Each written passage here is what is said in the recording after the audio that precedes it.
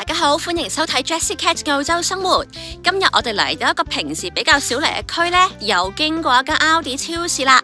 咁 Aldi 超市呢，出咗名呢，就係中間有幾個貨架呢，係擺啲垃圾嘢，乜嘢都有機會揾到噶。咁既然我哋未嚟過呢一間呢，就入去睇下會唔會揾到啲乜嘢新奇嘅嘢啦。我都幾中意呢間 Aldi 超市嘅環境，因為佢係自己獨立一個 building，唔係喺商場入邊咁擠迫。入到去之後呢，發現入邊果然係比較大噶，咁就嗱聲開始睇啦。第一個見到嘅呢，應該係一啲俾狗瞓嘅床嚟嘅。跟住經過一啲狗玩具，我哋就見到一隻大毛公仔，隔籬呢個應該係俾人放毛公仔用嘅。我就真係想講一講呢一個毛公仔同埋佢隔籬嘅毛公仔 storage 啦，唔係因為佢哋有乜咁特別，而係因為呢兩樣嘢咧實在係太 relevant 啦。喺 Aldi 咧係好少揾到咁 relevant 嘅嘢擺埋一齊嘅。跟住我哋仲見到有籃球 storage 同埋其他唔同種類嘅 storage 添。零零丁丁有幾個森林家族嘅公仔喺度。跟住落去見到嘅玩具啊、尿片，其實都算係同一類嘢嚟嘅。我睇完呢一排貨架呢，直頭有一種唔係幾真實嘅感覺啊！因為我真係好少見到有 Aldi 呢係會將啲嘢呢刻意咁樣歸類擺埋一齊噶。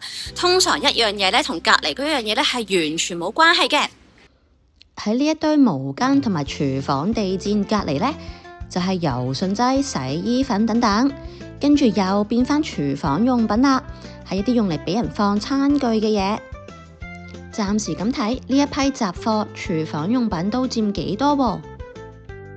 喺廚房用品嘅隔離呢，出現嘅呢就係一啲戶外用嘅露營台凳啦。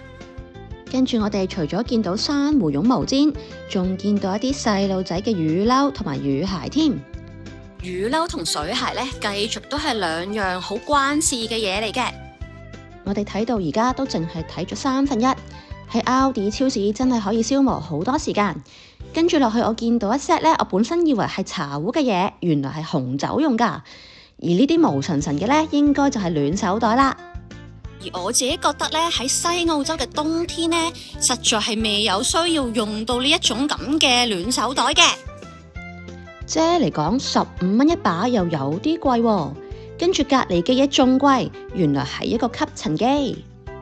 跟住出現喺我哋面前嘅呢，就係一系列工具相關嘅嘢啦，包括電鑽啊、螺絲批、唔同嘅鑽頭等等。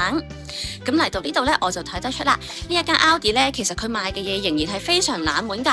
只不過呢，可能因為佢間超市本身係比較大間啊，所以佢每一樣呢都有好多擺埋一齊，所以睇落去呢，先至好似比較統一咁啫。再跟住落去見到嘅嘢呢，我真係要花咗啲時間先睇得出係乜嘢嚟㗎。我開頭以為係剪草機，但係跟住我睇到呢樣嘢呢，寫住俾3歲加嘅，咁即係唔係啦。原來係細路仔揸嘅電動車，179蚊又唔算太貴喎。再跟住隔離嘅係一部 printer， 跟住隔離嘅居然一跳到去發夾喎。再跳過一堆沙煲罌罉之後，我哋就見到一個自動吸塵機械人，要賣400蚊喎。我自己覺得呢，如果要使幾百蚊嚟買個自動吸塵機嘅話呢，好多人呢就會選擇喺牌子或者型號嗰度做下 research 先，比較少人呢行超市見到呢心血來潮就攞花一部咁嘅。呢堆 LEGO 櫃桶，我喺 LEGO 專門店揾過都揾唔到，Aldi 居然會有喎。呢間超市真係好大好大，跟住呢，我哋就見到一啲賣得都幾貴下嘅電熱氈啦。呢一張呢，居然要100幾蚊喎。我自己覺得呢，澳洲人其實係比較唔怕凍㗎，所以就算呢，佢哋會想要一張電熱氈喺屋企備用嘅話呢，可能都會選擇喺其他地方買一張平少少嘅算數啦。差唔多行到尾聲，我哋就見到一張有碌嘅書台仔。呢個都尚算係一啲行超市見到就有機會買返去嘅嘢嚟嘅。再跟住見到一啲水龍頭，呢個恐龍咁嘅嘢睇落去都幾得意，應該係用嚟塞住對門嘅。而隔離呢，就賣緊牙膏同埋其他個人護理用品。最後我哋仲見到一個燙斗添。咁而家雜物就睇完啦，我覺得咧呢間 Aldi 嘅雜物咧，佢個 range 仍然係好闊㗎，幾乎乜嘢都有可能出現。但係咧佢就算係分類分得比較好嘅一間啦。